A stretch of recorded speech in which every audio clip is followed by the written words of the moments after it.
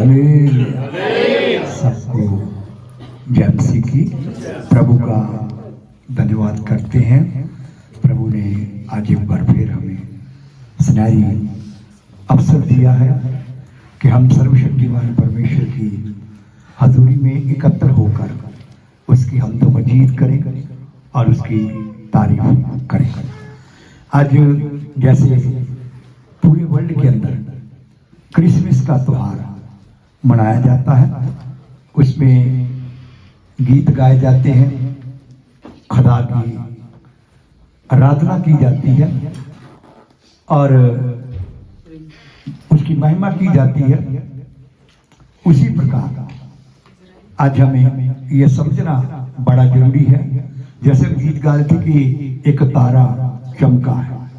यीशु एक वो तारा है जो इंसानों के मनों को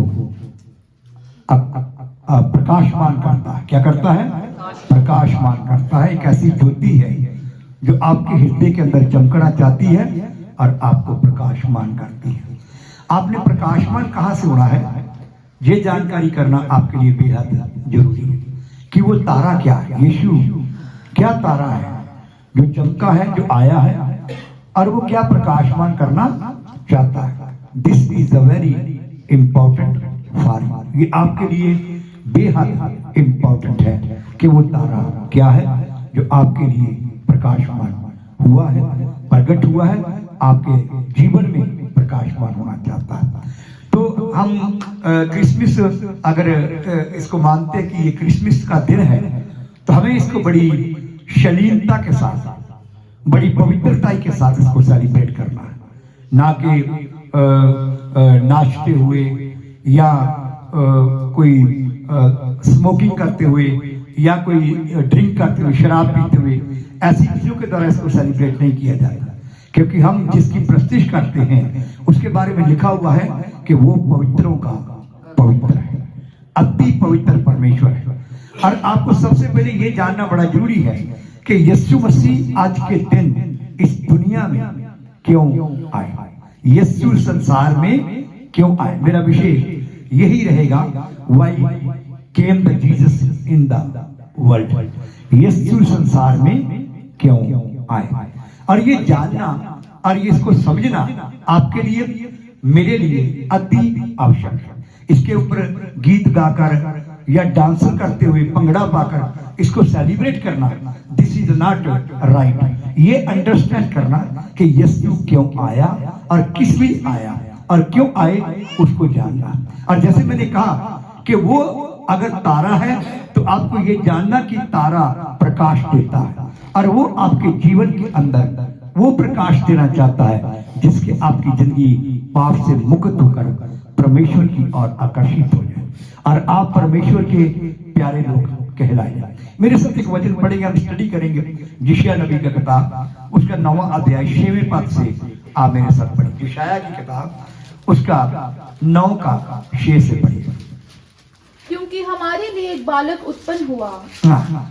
हमें एक पुत्र दिया गया है। अब देखिए, मैंने आपसे सवाल किया यीशु क्यों आया।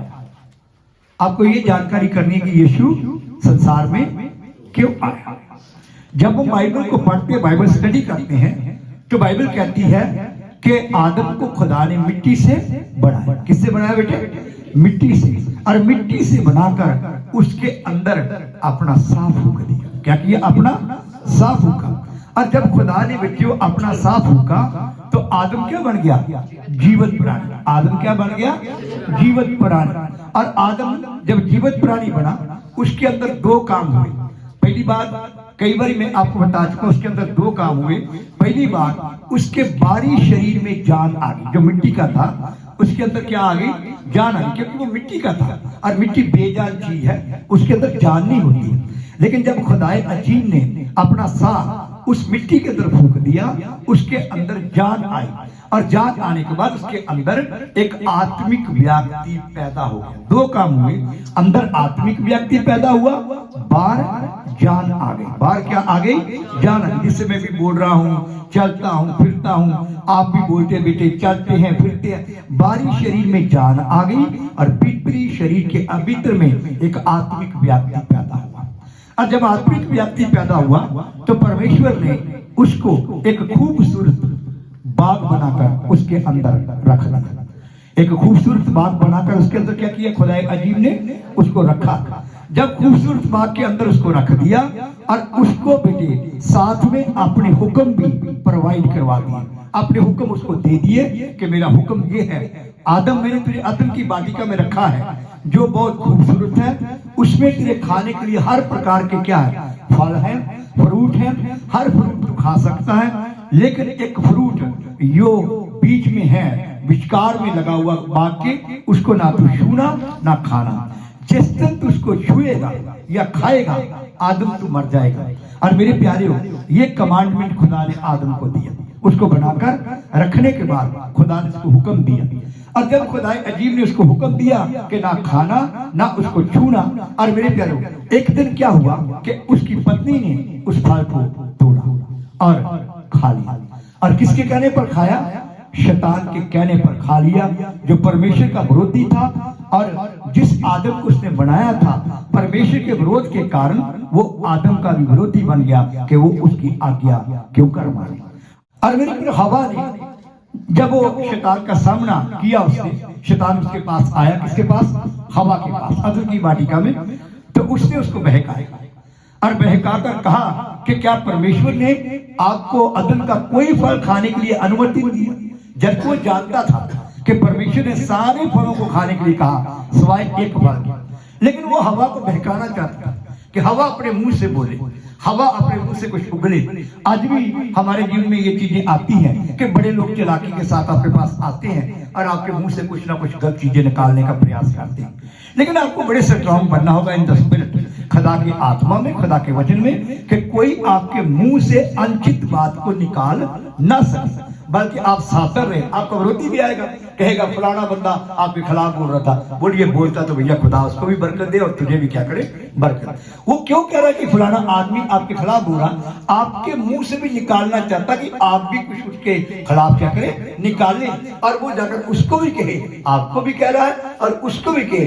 इस प्रकार वो आपको अपवित्र कर देते हैं। आपको सावधान रहना। लोग बड़ा कुछ बोलेंगे, बड़ा कुछ कहेंगे, लेकिन बुद्धिमान कौन है? जो कहता अगर बोलता बा तो भाई उसको खुदावन क्या करे? बरकत दे।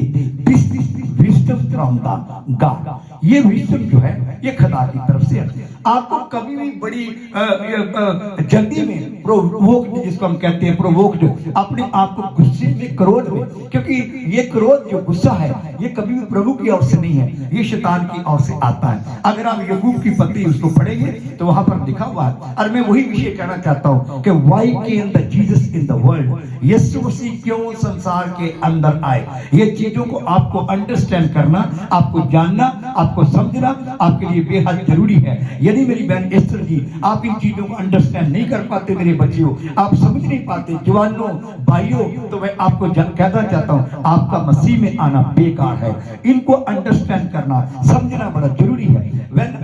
मैं जब उस परसिक्यूशन के अंदर था तो मेरे जीवन में एक बात आती थी कि मुझे वो सोचना है जो प्रभु सोचता है, मुझे अपनी इच्छा को जाहिर नहीं करना। और जब मैं अपनी इच्छा जाहिर करूंगा तो खुदा मुझसे प्रसन्न नहीं है। मुझे खुदाए अजीब की इच्छा को अंडरस्टैंड करना बेहद जरूरी है।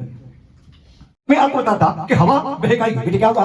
बहकाई गई। उसने आदम ने हवा शैतान ने पूछा कि क्या परमेश्वर ने ये सारे फल खाने की तुमको मना किया? उसने कहा नहीं, सिर्फ ओनली एक फल जो बाग के विचकार लगा हुआ है उसको खाने के लिए परमेश्वर ने क्या किया? मना किया है, और वो हम नहीं खा सकते। और उसने उसको बहकाया, कहा नो। उसने कहा जिस दिन हम खाएंगे उस दिन क्या हो जाएंगे? मर जाएंगे, हम नष्ट हो जाएंगे। लेकिन हम शैतान ने हवा से कहा बिल्कुल नहीं, खुदा जानता है जिस दिन तुम उस फल को खाओगे तुम्हारी आंखें खुल जाएंगी। तुम्हारी आंखें क्या हो जाएंगी? उसको बहका दिया, पता नहीं क्या क्या प्रलोभन उसको दिए गए। मैं अपने तरफ से कहता हूँ बाइबल में नहीं लिखा हुआ, मैं मानता हूँ कि उसको कहा गया था तुम्हें दूर जाने की जरूरत नहीं, फल तुम्हारे पास आ जाएगा, फल खाने से जो फल को हुक्म दोगे वो आपकी चारपाई पर आज शायद बड़े बड़े प्रलोभन उनको दिखाए होंगे। आप अगर स्टडी करेंगे तो आपको मालूम पड़ेगा कि शायद बड़े बड़े प्रलोभन उनको दिखाए होंगे, लेकिन हवा बहकाई। हवा क्या हो गई? बहकाई। अगर पौलुस को स्टडी करेंगे, पौलुस यही देखते हैं, आदम बहकाया नहीं गया लेकिन हवा बहकाई।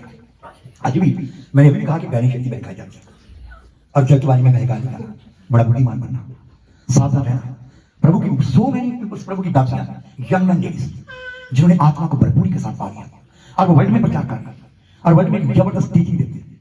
और हम एक जबरदस्त टीचिंग हो, हम प्रोवोकिंग टीचिंग नहीं होना, आज स्पिरिचुअल टीचिंग होना है, स्पिरिचुअल टीचर होना है, ताकि हम एक आत्मिक शक्ति के साथ खुदा का कलाम प्रोवाइड कर सकें, लोगों को दे सकें। मैं ये नहीं कहता कि यहाँ पर आपको गुस्सा नहीं करना, वहां गुस्सा नहीं करना, यहाँ पर क्रोध नहीं करना, वहां करना है। यहाँ पर डांटे की लीडर वहां डांटना है, आपको चर्च को कहाँ डांटना है, चर्च को कहाँ सिखाना, ये बड़ा जरूरी है कि चर्च को सिखाया जाए कि चर्च कैसे होना चाहिए। चर्च ये नहीं कि अपनी मनमर्जी के अनुसार चलने वाला हो। अभी देखिए आपको हम चर्च में बुलाएंगे कि चर्च में आइए, आप चर्च में आएंगे नहीं, लेकिन अभी कोई बुलाएगा कि जन्मदिन है, आप अपनी गाड़ी स्टार्ट करेंगे, पूरे परिवार को बाहर कर देंगे। आप चाहते हैं कि जो कुछ मिले घर के अंदर ही मंजी गाड़ी में, फिर आप स्वर्ग की वारिस नहीं हो सकते, फिर आप गलत रास्ते पर जा रहे हैं। आपको चाहिए, पहली बात तो लिखा हुआ कि अपने सिखाने वालों के अधीन रहो। अपने सिखाने वालों के क्या रहो? बोलो क्या रहो? ये अपने सिखाने वालों के, आपने जो आपको सिखाते हैं पहले उनका, फिर पौलुस कहता है उनके विश्वास का अनुकरण करना। उनका विश्वास कैसे है, उसी प्रकार आपको अपने अंदर विश्वास को क्या करना, लेकर आना। पहली बात ऐसा चर्च बना कि आपका पास्टर आपको कहे खड़े हो जाइए गीता जी, तो मैंने गीता सारा दिन खड़ा है जब तक वो कहीं ना बैठ के, ऐसे विश्वासी बना। अभी देखो जवानों को मैं कहना चाहता हूँ कि जवान लोग रात की तैयारी कर रहे थे, रात में 4 बजे तक जाग रहे थे, ये लोग, हम भी जाग रहे थे, लेकिन 11 बजे हमारी प्रार्थना का टाइम था और ये 11:15 बजे तक समाप्त हो रही थी, 11:15 तक। हम इनको कह रहे थे कि भैया समय हो गया, अब लेट जाइए, सो जाइए। ये मुझे दिखाई भी देना कि वाकई यार आपके अंदर वो चीज आ रही है, वो चीज प्रकट हो रही है। अच्छा कि आपने खाया पिया, वो बुरा नहीं, पर आपको ये भी तो करना कि चाहे, हाँ अगर आपने ज्यादा जागा तो फिर ज्यादा जागने का मतलब क्या है, आप उठे भी जल्दी कि हमने ये करना है। और मैंने ये सारी चीजें किया भी करता हूँ, और मैं तो सोचता कभी ज्यादा मुझे ज्यादा करना है, क्योंकि मेरी जिंदगी की आखिरी दौड़ है, मुझे आखिरी दौड़ दौड़नी बेहद जरूरी है कि कहीं मैं भी नट में ना चला जाऊं। This is a very very important. Why came the Jesus in the world? यीशु क्यों संसार के अंदर आए, ये आपको समझना बातों से। पौलुस ने, जब लोग बड़ी बड़ी बातें मार रहे थे, बड़ी बड़ी टीके मार रहे थे, तो पौलुस ने कहा कि परमेश्वर का काम बातों से नहीं, परमेश्वर का काम बातों से नहीं होता। परमेश्वर का काम, परमेश्वर की, ये बात को याद रखिएगा, परमेश्वर का काम परमेश्वर की ताकत से है, परमेश्वर की सामर्थ से है। उसकी शक्ति के बिना आप खुदाए अजीब के काम को अंजाम नहीं दे सकते। तो बाइबल कहती है मेरे प्यारों, why came the Jesus in the world? प्रभु यीशु संसार में क्यों आए? और मैं आपको आरंभ करके बताता कि आदम बनाया गया, मिट्टी का पुतला, उसके अंदर सांस फूंका गया, आदम की वाटिका में रखा गया। फिर उसके बाद जब शैतान परमेश्वर का जो विरोधी था, दुश्मन था, उसने देखा कि परमेश्वर ने एक मनुष्य को बनाकर आदम की वाटिका में रखा है और उसको अपनी आज्ञा दी है, और वो आदमी अभी पवित्र है, उसके जीवन में कोई गलती नहीं है, और मैं इससे गलती करवाऊंगा। वो आदम की वाटिका में चला गया और उसकी पत्नी हवा को जकड़ करके क्या किया, बहका दिया, और वो बहकाई गई। और उसने जो फ्रूट खुदा ने मना किया था खाने के लिए, तोड़ने के लिए, उसने तोड़ा और खाया, और अद्दा अपने पति को भी दिया, और वहां उन्होंने खुदा के हुक्म को तोड़ दिया, खुदा की आज्ञाओं का उल्लंघन कर दिया, जो कि आज भी हम उल्लंघन करते हैं। और वे क्या, जब उसने खुदा के हुक्म को तोड़ दिया तो वो क्या बन गए? गुनहगार। क्या बन गए? बोलो क्या बन गए? हालेलुया। जब आप भी खुदा के हुक्म को तोड़ते हैं, आप गुनहगार बन जाते हैं। कल रात में गीत सुन रहा था, मेरी बेटी फ्रांसिस का सुना रही थी कि हम एक गीत गाते हैं, मैं भी वो गीत बहुत गाता हूँ, सिस्टर जी बड़ा गीत गाते हैं, मेरे जीवन का, मेरे जीने का मकसद वो है। एक लड़के ने गाया हुआ था बड़ा अच्छा, और वो कह रहा था कि आजकल लोग क्या करते हैं, जवान लोग भी ध्यान से सारे सुने, कि चर्चों में जाकर गीत तो बड़े गाते हैं, तालियां बजाते हैं, दुआ भी कर लेते हैं, और फिर व्हाट्सएप पर एक दूसरे को मैसेज भी भेजते रहते हैं। फिर और क्या करता हूँ, डांस करते हैं, सब कुछ करते हैं। फिर उसने कहा कि गीत खंडी हो, और मैंने अपनी बेटी से भी कहा कि गीत तो उसने बहुत ही उसका है। आज वाकई यही हो रहा, आज के लोग पखंडी विश्वासी बन रहे हैं। हमें पखंडी विश्वासी नहीं बनना, हम कमिटेड हो, हमारा जीवन सत्य पर आधारित हो, हम खुदा के समर्पित हो। मैंने 23 साल की उम्र में अपना जीवन यीशु को दिया। अब मैं जब जवानों को देखता तो मैं उनको कहता कि मुझे नहीं लगता कि जैसे मैं खूबसूरत आप जैसे भी खूबसूरत है, मां पर ना बना। एक बुढ़ा हो गया, मेरे काम निकल गए। मुझे अभी भी क्रिश्चियन टोली की बड़ी गाने मिलती है, कहती पास्टर जब आए थे बड़ी बात, जो मेरी चक्की विश्वासी नहीं, कई बार मिल जाती है, आप बुढ़े हो गए, पास्टर यहाँ पर सेवा करते हैं।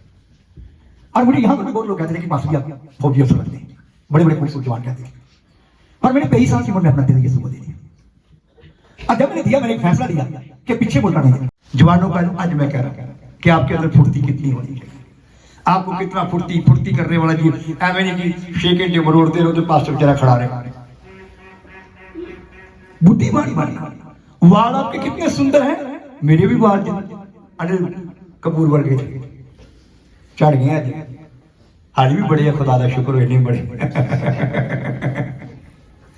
लेकिन वाल आपका नॉलेज नहीं है, कोट पेंट टाई आपका नॉलेज नहीं है, आपको परमेश्वर से मांगना कि Lord give me the knowledge, give me the wisdom, मुझे ज्ञान दे, मुझे बुद्धि दे, मुझे समझ का आत्मा दे। और मेरे प्यारे हो, मैं कल पास्टर जी को सुन रहा था, जिस भाई ने कहा कि यीशु का जन्म कैसे होना चाहिए था, हिंदू भाई ने, और उन्होंने उसको जवाब दिया कि तेरा नॉलेज ही बताता है कि तू कितना बुद्धिमान है, तेरा नॉलेज ही बताता है कि तू कौन से तलीम से आता है।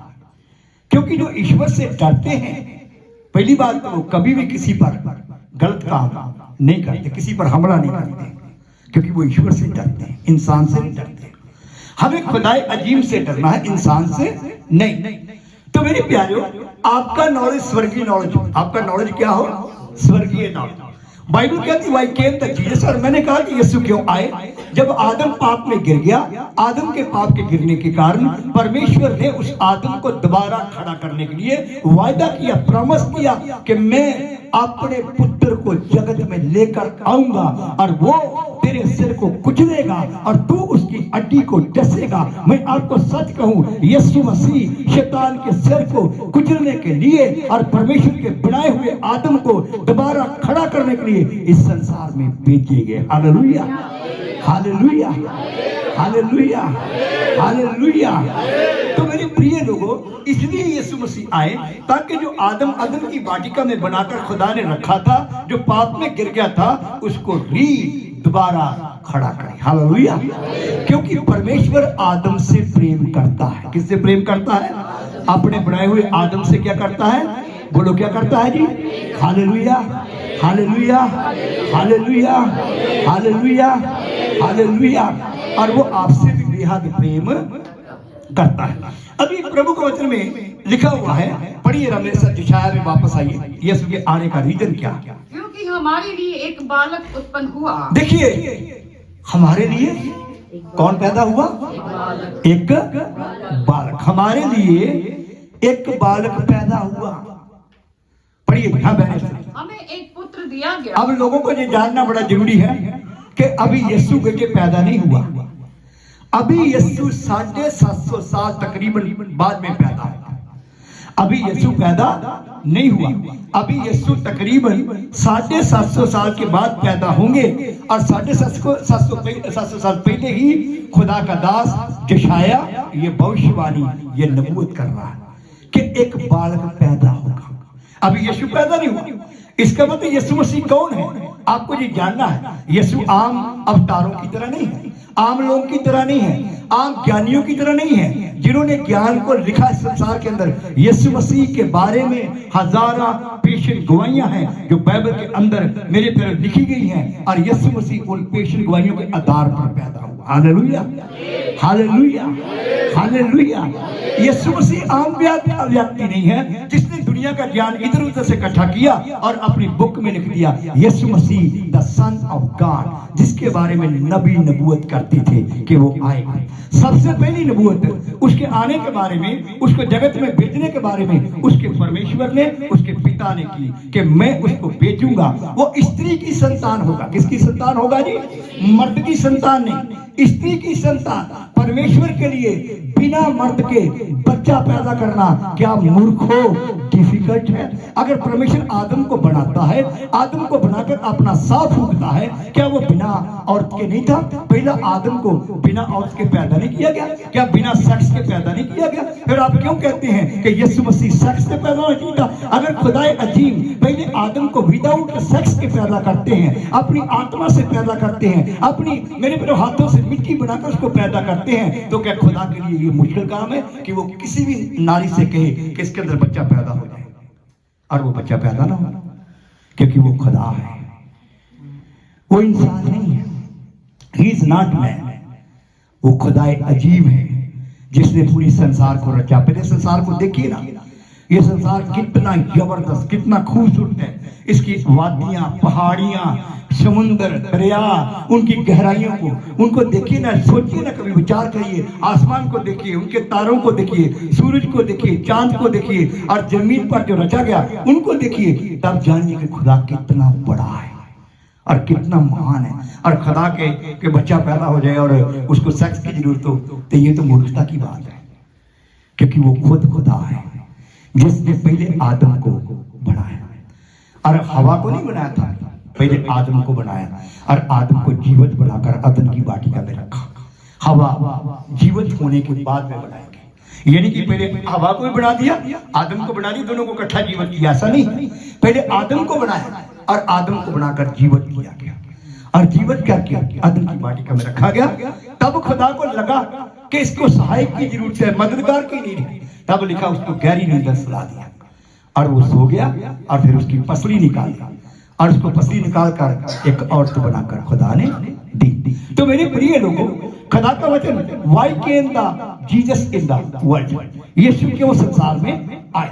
अब बाइबल कहती है कि इसको दोबारा खड़ा करने के लिए, जो आदम अदन की वाटिका में पाप में गिर गया था, परमेश्वर उससे प्यार करता था, उसको खड़ा करने के लिए परमेश्वर वायदा करता है कि मैं कुंवारी के द्वारा उसको भेजूंगा। अब जब हम यशायाह कहता है कि एक कुंवारी गर्भवती हो, एक कुंवारी क्या होगी?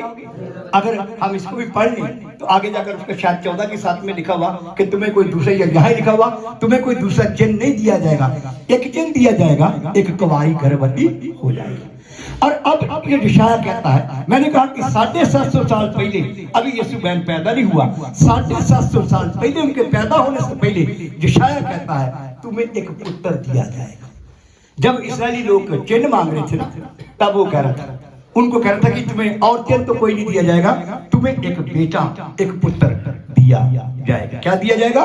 एक पुत्र दिया जाएगा, एक बेटा दिया जाएगा। हाँ पढ़िए। क्योंकि हमारे लिए एक बालक उत्पन्न हुआ, हमारे लिए एक बालक उत्पन्न हुआ, हमें एक पुत्र दिया गया, हमें एक पुत्र दिया गया। प्रभुता उसके कांधों पर होगी। सुनिए बड़े ध्यान से, यीशु मसीह के कांधे पर प्रभुता होगी। रूल ओनली जीसस क्राइस्ट करेंगे, पूरे वर्ल्ड के ऊपर रूल करेंगे। ये खुदाए अजीब भविष्यवाणी कर रहे थे कि मेरा पुत्र पूरे वर्ल्ड के ऊपर रूल करेगा और दिस विल बी डन, ये कर दिया जाएगा। क्योंकि this prophecy by the God, ये खुदाए अजीब की प्रोफेसी है, ये मनुष्यों की प्रोफेसी नहीं है, मनुष्यों की अपनी कथा कहानियों की प्रोफेसी नहीं है। खुदाए अजीब कह रहे, जिसके प्रूफ आज संसार के अंदर प्रकट हो रहे हैं कि उसका पुत्र एक दिन रूल करने वाला है। लिखा हुआ है कि प्रभुता उसके कांधे पर होगी। हाँ पढ़िए बहन जी, उसका नाम अद्भुत युक्ति करने वाला। उसका नाम क्या होगा? यीशु का नाम बताया गया, उसका नाम क्या होगा? मेरे पुत्र का नाम क्या होगा? वो अद्भुत युक्ति करेगा। क्या युक्ति करेगा जी? बोलो कौन सी युक्ति करेगा? आपके अंदर भी इतनी सामर्थ्य, इतना ज्ञान हो बेटे, इतना नॉलेज ले लो। यीशु के पास नॉलेज के भंडार हैं, उसके कदमों में बैठो ना, समर्पण करो। सैक्रिफाइस बेटे अति जरूरी है। अगर आपकी कुर्बानी नहीं है, अगर आपका सैक्रिफाइस नहीं है, आप चलते फिरते दुआ कर लेते हैं, कहीं भी दुआ में झुक जाते हैं, that is not sacrifice. Hallelujah, hallelujah, hallelujah, hallelujah, बोलो हालेलुया, हालेलुया, हालेलुया। तो मेरे प्यारे प्रभुता बेटे उसके कांधे पर होगी। हाँ बहनी सर, उसका नाम अद्भुत युक्ति करने वाला। उसका नाम क्या होगा जी? बोलो जी क्या होगा जवानों? उसका नाम अद्भुत युक्ति करने वाला। वो अद्भुत युक्ति करेगा। और मैंने कहा कि ये ज्ञान आपके पास क्यों? आप एक ऐसी युक्ति करें, जब कोई प्रोग्राम करते हैं, जब कोई कन्वेंशन करते हैं, जब कोई गीत गाते हैं, जब आपने प्रोग्राम तैयार करना है, आपके पास अद्भुत युक्ति होना बड़ी बड़ी जरूरी है। और फिर सुस्ती भी साथ में ना रहे। अगर आपने अद्भुत युक्ति करनी है तो इसी शरीर को मारना है, कुटना है, वश में लाना है। अद्भुत युक्ति करने वाला, अद्भुत युक्ति करने वाला आपके जीवन में एक अद्भुत युक्ति प्रकट हो। और देखा यीशु मसीह अद्भुत युक्ति करने वाला। हाँ जी, वो पराक्रमी परमेश्वर। वो क्या होगा? बोलो ना क्या होगा जी? पराक्रमी परमेश्वर, माइटी गॉड। वो क्या होगा? इंग्लिश में क्या लिखा? थोड़ा पढ़िएगा। And his name will be called Wonderful Counselor, Mighty God.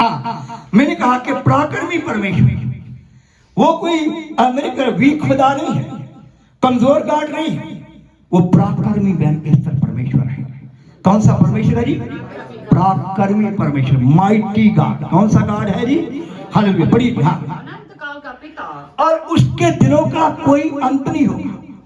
अनंत काल का पिता, अनंत मीन हमेशा, फॉर एवर, इटर्नल, हमेशा के लिए वो पिता होगा। वो 2-4 दिन के लिए नहीं, वो मेरे मेरे 10 साल के लिए नहीं, 50 साल के लिए नहीं, 100 साल के लिए नहीं, 1000 साल के लिए नहीं। हम संसार के अंदर 100 अवतारों को देखते हैं जो संसार के अंदर आए, जिनको लोग अवतार कहते हैं। वो आए और मर गए, लेकिन यीशु मसीह मुर्दों में से क्या किया? जी उठा, क्योंकि वो अनंत काल का पिता है। Hallelujah, hallelujah, hallelujah, hallelujah, hallelujah. He is मेरे प्यारे father of the eternal, father of the forever. वो हमेशा हमेशा का पिता है मेरे प्यारे, हमेशा का एवर लास्टिंग फादर। वो हमेशा का क्या है? पिता है, हमेशा का पिता है। और लिखा हुआ कि उसको ये पदवियां कौन दे रहा था बेटी? खुदाई अजीब उसके आने से पहले उसको उसकी पदवियों की घोषणा कर रहे थे कि वो उसके कांधों पर प्रभुता उसके कांधों पर होगी। हालेलुया, प्रभुता उसके कांधों पर होगी। उसको वोट देने की जरूरत नहीं पड़ेगी, वो वोटों से चुना नहीं जाएगा। वो अपने कांधों से, अपने आर्म से, मेरे प्यारे बाजुओं से अपनी प्रभुता लेगा। Hallelujah, hallelujah, hallelujah, hallelujah. और वो क्या होगा जी? वो आप क्या करेगा? रूल करेगा। और क्या करेगा फिर? अनंत काल का पिता होगा, अनंत का पिता होगा। मेरे प्यारे, कभी भी ना मरने वाला फादर जो कभी मिटता नहीं है, वो पिता होगा। मैंने जल्द से और शांति का राजकुमार रखा जाए। और आगे उसका नाम क्या रखा जाएगा? प्रिंस ऑफ पीस, शांति का। अभी यीशु पैदा नहीं हुआ, मैंने कहा अभी यीशु मसीह 750 साल के बाद पैदा होगा। 750 साल पहले ही यशायाह भविष्यवाणी कर रहा है कि वो शांति का राजकुमार होगा। Hallelujah, hallelujah, hallelujah. आज जितने भी, अगर आपके पास शांति नहीं, मैं आपको यीशु मसीह के नाम से निवेदन करता हूँ, जितने भी मेरे वचन को आज सुन रहे हैं, जब वो बात सुनेंगे, मैं आपको कहने के लिए चाहता हूँ यीशु के पास सच्ची शांति है। आज आप कई बार कहते हैं कि लोग यीशु के पास क्यों आते हैं? शायद धन के द्वारा आते हैं, प्रलोभन के द्वारा आते हैं। लोग प्रलोभन के द्वारा नहीं, लोग धन के द्वारा नहीं यीशु के पास आते हैं। लोग इसलिए यीशु के पास आते हैं क्योंकि उनकी जिंदगी में कहीं भी शांति प्राप्त नहीं होती, क्योंकि शांति का राजकुमार केवल ओनली जीसस क्राइस्ट है। यीशु मसीह ही शांति का राजकुमार है, जो आज आपकी जिंदगी में शांति देना चाहता है। एक दिन मेरे पास भी शांति नहीं थी, मेरा मन भटकता था। दिन में 2 बार पिक्चर हॉल में जाना, बुरे काम करने, बुरी सोच रखनी, गंदे गीत गाने। लेकिन एक दिन यीशु मसीह change my life, only 1 second. जब उसने मेरे से बात किया कि यू आर द सिनर, तू एक पापी मनुष्य है, then God will change my life. तब यीशु ने मेरे जीवन को क्या कर दिया? बदल दिया। आज कौन चाहता कि मेरा जीवन बदल जाए? आप में से कोई जवान जिसका जीवन अभी तक बदला नहीं, जिसका बदल चुका वो धन्यवाद करे। जिसका बदला नहीं, आज बदल कर जाओ कि यीशु के पास प्यार है, आनंद है, सब कुछ है। मैंने कहा मैं खूबसूरत भी था, बहुत सुंदर कपड़े पहनता था, बढ़िया जूते पहनता था। शायद आज आपने अभी तक वो नहीं पहने होंगे। बढ़िया शर्टें होती थी, पैसे वादू होते थे, जेब ऐशप्रस्ती करता था, लेकिन शांति नहीं मिली। 23 साल के अंदर मैंने अपने जीवन यीशु को दे दिया। आज वो यीशु आपको बुला रहे, जिसके लिए वो आया कि आपके पापों को मिटा डाले। यीशु किसी के धर्म से परिवर्तन करने के लिए नहीं आया, यीशु मसीह आपके जीवन को परिवर्तन करने के लिए। From the sin, hallelujah, hallelujah, hallelujah. Why came the Jesus in the world? यीशु संसार में क्यों आए? आपको पाप से बदल डाले, आपके पाप को आपके अंदर से हटा डाले, आपको पवित्र जन बनाए, आपको अपने राज्य का वारिस बनाए। क्या ये अच्छी बात नहीं है कि जीसस क्राइस्ट आपको एक सच्चा इंसान बनाना चाहता, जो आप झूठ बोलते हैं उसको छुड़ाना चाहता, जो गाली देते उससे अलग करना चाहता, जो चोरी करते उससे अलग करना चाहता, आप अपने भाई के विरुद्ध में है उसको ठीक करना चाहता है। यीशु इसलिए संसार के अंदर आए। पढ़िए, उसकी प्रभुता हाँ। सर्वदा बढ़ती रहेगी। उसकी प्रभुता क्या होगी जी? सर्वदा बढ़ती रहेगी। कितने साल तक बढ़ती रहेगी? जिसका कभी अंत नहीं होगी। यीशु मसीह को नो एनी मैन, कोई आदमी दुनिया की ताकत यीशु को स्टॉप नहीं कर सकती, रोक नहीं सकता, क्योंकि लिखा हुआ है उसकी प्रभुता सर्वदा बढ़ती रहेगी। कब तक बढ़ती रहेगी? हमेशा, फॉर ऑलवेज। यीशु मसीह की प्रभुता, द रूल ऑफ जीसस, मेरे प्यारो, हमेशा बढ़ता रहेगा। वो अपना रूल अपने कांधों पर रखता है। इसलिए आज नीड है कि उस यीशु को जाने जो आपसे प्यार करता है, वो पापियों से प्यार करता है। पापियों को छुड़ाने के लिए इसने जन्म लिया, पापियों को बचाने के लिए इसने जन्म लिया। मेरी पर बाइबल कहती है कि मेरी पर जब वो यीशु को जन्म लिया गया तब डरिए क्या कर थे बेटे, भेड़ों को क्या कर रहे थे, चरा रहे थे। और उनके पास एक स्वर्गदूत गया और कहा कि आज तुम्हारे लिए आनंद का दिन है, क्योंकि बैतलहम नगर के अंदर परमेश्वर ने अपने पुत्र को जो तुम्हारा नजात दहिंदा है प्रकट किया है। यीशु मसीह का जन्मदिन आनंद का दिन है, आनंद मनाने का दिन है, क्योंकि अगर यीशु मसीह जगत में ना आते हम पाप से छुटकारा ना पाते। अगर यीशु मसीह जगत में ना आते संसार मेरे प्रिय शांति प्राप्त नहीं करता। अगर आज आप चाहते कि मेरे जीवन के अंदर शांति आए, मुझे पाप से छुटकारा मिले, तो आज इस आनंद के दिन को यीशु मसीह को रिसीव कर लीजिएगा। यीशु मसीह को अपने अंदर ले रहा कि आज का दिन जो मैं सेलिब्रेट कर रहा हूं वो मेरे लिए आनंद का दिन है, ताकि मैं यीशु को अपने अंदर, ना कि मैं शराब पीऊं, ना कि मैं पटाखे चलाकर, ना कि मैं डांस करके, जैसे आज सो मैनी चर्चों के अंदर होता कि बहने भाई बड़ा जोर जोर से डांस करते। That is not worship of the God. This worship जिसको हम कह सकते कि एक शैतान का योजना है कि आप ऐसे अपने शरीरों के अंदर या दूसरों का ऐसे डिस्कस करें अपने शरीरों का। हम वर्शिप क्यों ना करें? हम क्यों ना अपने हाथों को उठाकर, अगर हमें खुशी है अपने आप सारे लोग अपने हाथों को क्यों ना उठाएं, हाथों को उठाकर क्यों ना वर्शिप करें? हम जोर जोर से ताड़ियां बजाकर आनंद क्यों ना लें? हमारे ऊपर आत्मा क्यों हम इस प्रकार के क्यों करें कि हम पंगड़े पाए, इधर शाला मारे उधर शाला मारे? ढकी तरह इस प्रकार से क्रिसमस को सेलिब्रेट ना करें। क्रिसमस को सेलिब्रेट इस प्रकार से करिए कि प्रभु यीशु अगर तू जगत में ना आता तो मैं कैसे उद्धार पाता, मैं कैसे बचता, मुझे कैसे मुक्ति मिलती। आज नीड है टुडे मेरे प्यारे, आज आपको नीड है कि यीशु को रिसीव करिए अपने जीवन के अंदर। वो शांति देने वाला परमेश्वर है, वो प्रभुता उसके कंधे पर होगी, कोई दुनिया की ताकत उसको रोक नहीं पाएगी, क्योंकि वो मनुष्य नहीं है, वो कोई आम, मेरी प्यारे हो, कोई पावर नहीं है, वो परमेश्वर का पुत्र है, सर्वशक्तिमान परमेश्वर का पुत्र, ऑलमाइटी गॉड का पुत्र। और जब लोग उसके विरोध में खड़े होते हैं वो परमेश्वर से लड़ते हैं, और परमेश्वर से लड़ना आपके लिए भयंकर है। अगर आप खुदाई से लड़ेंगे, खुदा अजीम से लड़ेंगे, खुदाई अजीम आपको कभी भी माफ नहीं करेगा। इसलिए आज जरूरत है यीशु क्यों जगत में आए। मैंने आपको बताया कि आदम जिसको बनाया गया वो जब गिर गया उसको खड़ा करने के लिए, परमेश्वर के साथ जोड़ने के लिए। अगर आप बाइबल स्टडी करेंगे, अभी वो इतना समय नहीं, परमेश्वर के साथ जोड़ने के लिए जो दीवार, पाप की दीवार परमेश्वर के बीच में और इंसान के बीच में, परमात्मा के बीच में और इंसान के बीच में आ गई थी, उस दीवार को गिराने के लिए यीशु मसीह कलवरी क्रूस पर चढ़ गए। उनको किसी ने चढ़ाया नहीं गया। कई बार लोग कहते हैं कि यहूदियों ने उनको पकड़ लिया, यहूदियों ने चढ़ा दिया था। बेशक यहूदियों ने उनको चढ़ाया, लेकिन यहूदियों को चढ़ाने का हुक्म उसके पिता ने दिया कि मेरे पुत्र को चढ़ा दो ताकि वो पापियों के लिए अपना प्राण निछावर करे। और वो खुद चढ़ने के लिए आया। इसलिए अपने विषय में वो पहले से भविष्यवाणी करते थे कि मैं पापियों के लिए अपना प्राण दे दूंगा और तीसरे दिन मुर्दों में से क्या करूंगा, जी उठूंगा। इसलिए मेरे प्यारे आज जानिए कि क्या यीशु मेरी जिंदगी में है। और मैं आपको और बहुत सारी बातें कहना चाहता हूँ। यीशु मसीह जब आपके अंदर आ जाएगा, आप एक काले व्यक्ति नहीं बनेगा, काली करने वाले, धीरज धरने वाले। और धीरज आपकी जिंदगी में होना बहुत जरूरी है। लिखा हुआ जो जट क्रोध करता है वो मूर्ख है और वो जट पाप करता है। और जो बुद्धिमान है वो थोड़ा सोच समझ कर बोलता है। और हमें चट क्रोध करने वाले, चट गुस्से वाले, क्योंकि वो कामयाब नहीं होते, वो सक्सेस रहते हैं। अगर हमें सक्सेस चाहिए, हमें अपनी लाइफ के अंदर धीरजवंत व्यक्ति बनना। हमारे अंदर patience is the compulsory. Bible बहुत सारे वचन बोलती है। अभी मेरे पास इस विषय में बोलने के लिए बहुत वचन है, लेकिन मैं आपको अभी इतने छोटे समय में सारी दुनिया के वचन नहीं कह सकता हूँ। पहले भी मैं बहुत कह चुका हूँ, अभी और आपसे इस विषय में कहूंगा। तो मेरे अजीजों, पेशेंस इज द मैन की कंपल्सरी। अगर आपके जीवन में पेशेंस होगा, आप इसको प्रैक्टिस करना होगा।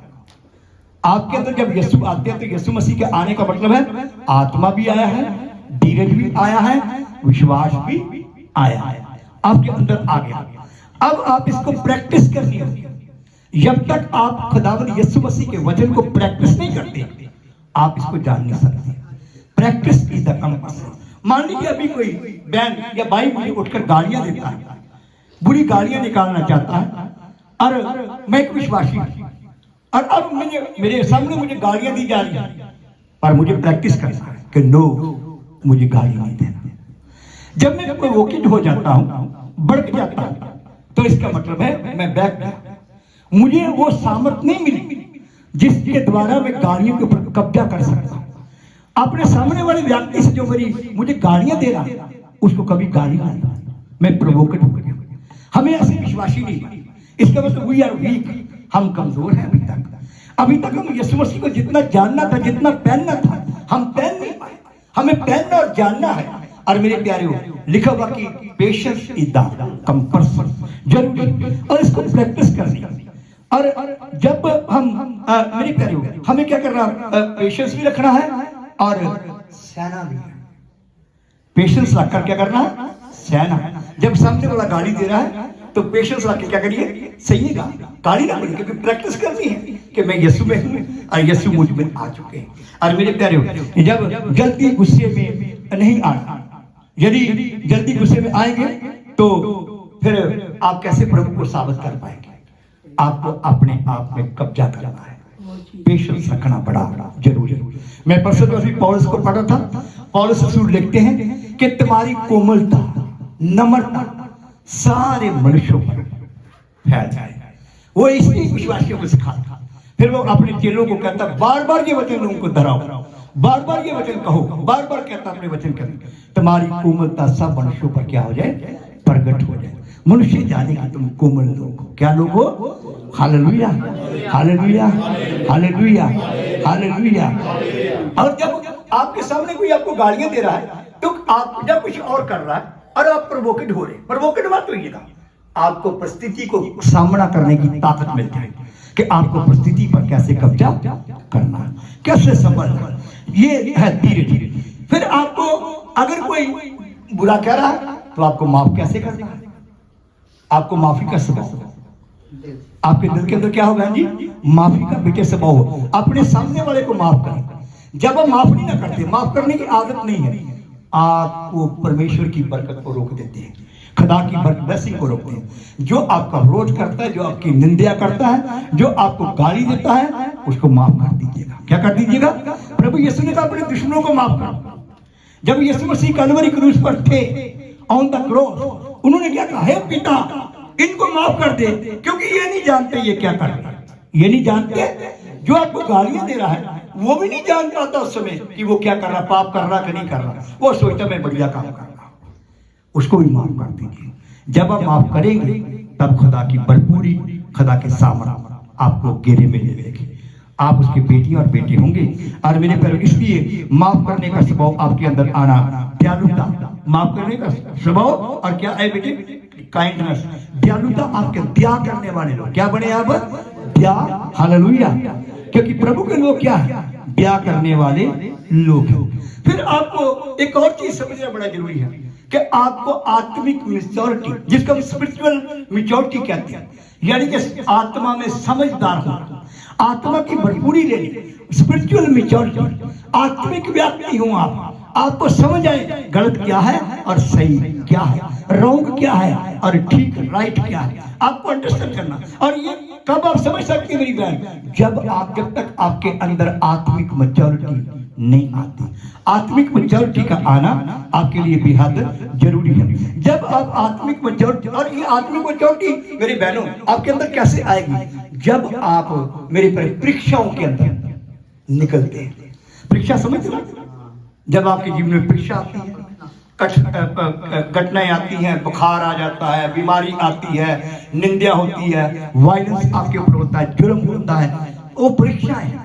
उन परीक्षाओं में से जब आप निकलते हैं तब आप आत्मिक रीति से मैच्योर होते हैं।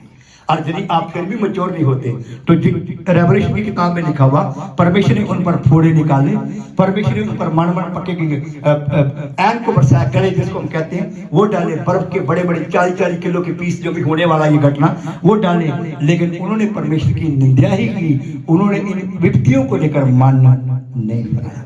फिर आप पर ये वचन लागू हो जाता है, यदि आप वाकई एक आत्मिक व्यक्ति हैं, आत्मिक मैच्योर व्यक्ति हो चुके हैं, स्पिरिचुअलिटी के अंदर मैच्योरिटी आपके पास है, तो आप एक एक कदम फूक फूक कर रखेंगे, फूक फूक कर समझ कर रखेंगे। और मेरे प्यारियों, बड़ा जरूरी है, जैसे मैंने कहा आपको कलीसिया को अपने सिखाने वालों के भी बड़ा अधीन होना और तुरंत परमेश्वर की हजूरी में जैसे वो कहते हैं वर्शिप करनी है। और वो विश्वासी नहीं कि दिल की जब मर्जी दिल की था मुंह कटे आते आगे, और जब जिनको जितना मर्जी कहते रहो। और मैंने जैसे कहा कि अभी कोई फंक्शन होगा तो आप अपनी गाड़ियां कारा वो यो साइकिल मोटरसाइकिल सब निकाल कर 3 बार भी होगा 3 बार चलेगा, लेकिन चर्च में आपको जितना मर्जी बुलाया जाए 10 किलोमीटर की दूरी पर भी होंगी, आप आने का नाम नहीं लेंगे। उसका मतलब है कि आप सिर्फ वो कुकड़ हैं जो अंदर ही चूल्हे के अंदर कहते हैं कि वो वारे गए नहीं और हम बाहर नहीं जाते। इस प्रकार परमेश्वर की जिंदगी नहीं है। परमेश्वर की जिंदगी, मुझे अभी कल पंजाब में निकलना है और अभी वहां पर मुझे 5-7 दिन सारे चर्च को देखना है। और मेरे प्यारे, ये मेरी जिम्मेवारी है कि मैं एक चीज को देखूं। एक घटना मुझे इधर जम्मू में भी आकर लोगों को देखना है, कहीं जहां पर मैं अभी नहीं गया वहां मुझे जाना है, हर जगह में मुझे प्रवेश करना है। इसलिए करना है कि मुझे खुदा ने पूछना, अकाउंटेबिलिटी, हिसाब लेना, मैंने ये किया तुझे, ये तुझे दिए थे लोग, इनका क्या बना, तूने क्या किया। अगर मैं उसमें कामयाब नहीं रहा तो मुझे भी बोलेगा तेरी जगह स्वर्ग में नहीं है, तेरी जगह नरक में, नरक में जा रहा। इसलिए आज नीड है, जो काम आपको प्रभु ने दिया है दिल से करें, सच्चाई से करें। आप धन्य हैं कि आपको अपनी शांति में उसने बुलाया है, आप धन्य हैं कि उसने अपना उद्धार आपको दिया। यशायाह कहता है उसने हमें उद्धार की चादर उड़ा दी है, उद्धार की चादर उड़ा दी है, उद्धार की चादर ने आपको ढांप लिया। अब मेरे प्यारे, खुदावंद यीशु को धन्यवाद करते रहे, खुदा की स्तुति करते रहे। आप अन आज्ञाकारी बालकों की नाई नहीं, प्रभु का दास लिखता है आज्ञाकारी बालकों की नाई। तो मेरे प्यारे, स्पिरिचुअल आपके अंदर मैच्योरिटी हो। और दूसरी बात, एक और बात, आपका विश्वास भरोसा खुदावंद यीशु मसीह पर। परिस्थितियां कुछ भी हो जाए, चाहे आपके काम में देरी लगे, कभी कभी आपके कामों में देरी लगेगी, देरी पर भी आप खुदा को जानिए कि उसका प्लान मेरे लिए अच्छा है। अगर आपके जीवन में बहुत चीजों की देरी हो जाए, लेकिन कई बार देरी से भी क्या करते हैं, आप खुदा से हट जाते हैं, अपना भरोसा खुदा से मेरे पर दूर ले जाते हैं। आप भरोसे में नहीं रहते हैं, लेकिन देरी में आपके लिए अच्छा प्लान, एक अच्छी योजना खुदा ने रखी है, उस पर यकीन रखिए। खुदा पर भरोसा रखना बेहद क्या बेटा जरूरी है बेटा। हम खुदा पर यकीन रखें कि डेफिनेटली गॉड विल, मेरे प्यारो, मेरे लिए करेगा। God will do for us, खुदावंद हमारे लिए करेगा, खुदा मेरे लिए करेगा। वो खुदा आपसे प्यार करता है। तो मेरे प्यारे, अगर यीशु मसीह का जन्मदिन आप सेलिब्रेट कर रहे हैं तो रूह और सच्चाई से करिएगा और बड़े आत्मिक तरीके से करिए। और मैंने आपको कहा कि यीशु क्यों संसार में आए। आदम जिसको खुदा ने बनाया था, जब वो पाप में गिर गया और वो पाप में मर गया, और तब खुदा ने अपने पुत्र को भेजने का फैसला मेरे पर किया। और पहले ही दिन खुदा ने अपने मुंह से प्रॉफेसी की कि एक कुंवारी से पैदा होगा। शैतान को कहा वो तेरे सिर को कुचल डालेगा और तू उसकी हड्डी को डसेगा। और वो यीशु जगत में अपने टाइम पर, गलातियों की पत्री में लिखा, जब समय पूरा हुआ तो परमेश्वर ने अपने पुत्र को जगत में भेजा जो मनुष्यों का उद्धार करता है। और वो मनुष्यों का उद्धार करता है। यीशु मसीह ने कहा I am the way and the truth and life, मार्ग, जिंदगी और सच्चाई मैं हूँ। सच्चाई, जिंदगी और मार्ग मैं हूँ, मेरे सिवा कोई पिता के पास नहीं जा सकता। अगर कोई संसार के अंदर खुदावंद के पास जाना चाहता है, एक ही मार्ग है जिसका नाम जीसस क्राइस्ट है, जो पापियों के लिए मर गया, जिसने पापियों के लिए अपना प्राण दिया। और वो प्राण दिया ही नहीं बेटे, फिर अपने प्राण को 30 दिन वापस दे दिया और वो मुर्दों में से जी उठा, इसलिए वो परमेश्वर का पुत्र कहलाया। आइए आज हम उस पर विचार करें, गौर करें और खुदावंद यीशु को धन्यवाद करते रहें, जो जगत में इसलिए भेजा गया कि वो पापियों का उद्धार करता हो, पापियों को क्षमा करे, पापियों को शांति दे। और मेरी तरफ एक दिन आने वाला है, वो सारा रूल, सारा अधिकार, सारे मेरे तरफ राजों के ऊपर अधिकार करने वाला यीशु पूरी दुनिया का अधिकार अपने हाथ में ले लेगा। लिखा हुआ प्रभुता उसके कंधे पर होगी और वो कितने दिन तक रूल करेगा? हमेशा हमेशा तक रूल करेगा। खुदा इस वचन के द्वारा आपको ब्लेस करे। आइए धन्यवाद मुंह खोल के धन्यवाद।